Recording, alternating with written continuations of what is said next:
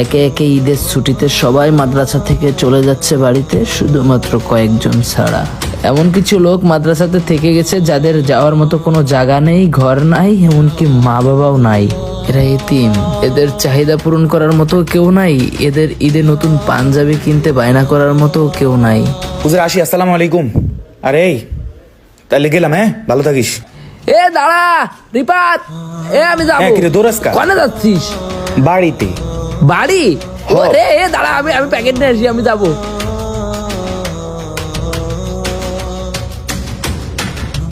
হঠাৎ করে ব্যাগ নিয়ে বেরোয় চলে আসলে, আমার কবি না তুই? চল। এই দাঁড়া, কই যাবি? বাড়ি যাচ্ছিস না? তো আমি না বাড়ি যাবো, তুই যাবি কই? তোর বাড়ি, তোর সাথে যাওয়ার কথা ছিল না? ওরে কথা ছিল, এখন যাওয়া যাবে না, তুই মাদ্রাসাতেই থাক, ঈদের দিন যাইস প্রয়োজনে।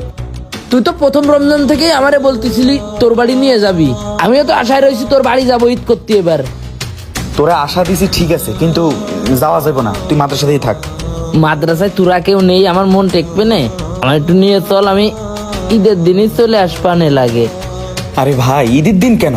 তুই গেলে তো 3-4 দিন থাকবি, সমস্যা নাই। হঠাৎ করে আব্বা ফোন দিছিল, আব্বারে কইলাম আমার সাথে আমার একটা বন্ধু আমাদের বাড়িতে যাবে, কিন্তু আব্বা কইছিল বাড়িতে নাকি অনেক আত্মীয় স্বজন আসবে, তোর বন্ধুরে বলিস ঈদের দিন গিয়ে বেড়াই আসতে। তাহলে শুন, তুই ঈদের দিন যাইস। হ্যাঁ বন্ধু। হ্যাঁ বল। বলতেছি তুই ওই যে 1 মাস আগে একটা খয়েরি পাঞ্জাবি বানাইলি, পাঞ্জাবিটা আমার একটু দিয়ে যাবি, আমি পর বানাই দিতি। আমার তো দিতি এই একটা পাঞ্জাবি ছাড়া আর নেই। না না, ওটা দেওয়া যাবে না, ওটা আমি ঈদের 3 দিন পরমু। তোর তো বাড়িতে নতুন পাঞ্জাবি দিচ্ছে। ওটা তো বাড়িতে দিছে, কিন্তু আমার নিজের একটা চয়েস আছে না, ওটা আমার খুব পছন্দের পাঞ্জাবি, ওটা দেওয়া যাবে না তোরে। বড় হুজুর মারা গেছে দেখে, নাহলে বড় হুজুর প্রতিবার আমার পাঞ্জাবি দিত। হুজুর কুরবানিতে মারা গেছে, তারপর থেকে আর কেউ নতুন পাঞ্জাবি দিইনি। ঠিক আছে তাহলে যা। আচ্ছা তুই ঈদের দিন যাইস।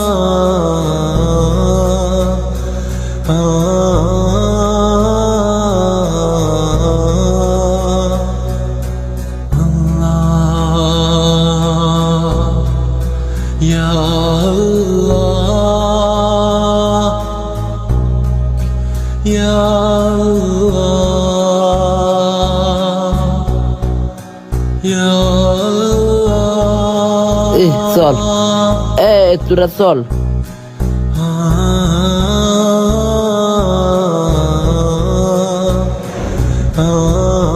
ভালো হয়েছে আমার বন্ধু নিয়ে আমারে, আমি চলে গেলি তো আবার তোরাই একা থাকতিস। আল্লাহ যা করে ভালোর জন্য করে, আমার পরে খেয়াল হয়েছে আজকে ঈদের দিন তাই না? ঈদ তুই যদি মনে কর বাড়ি থাকতিস কি করতিস? জানি ভাই, আমি তো বাড়ি যাইনি কোনোদিন, আমার তো বাড়ি নেই।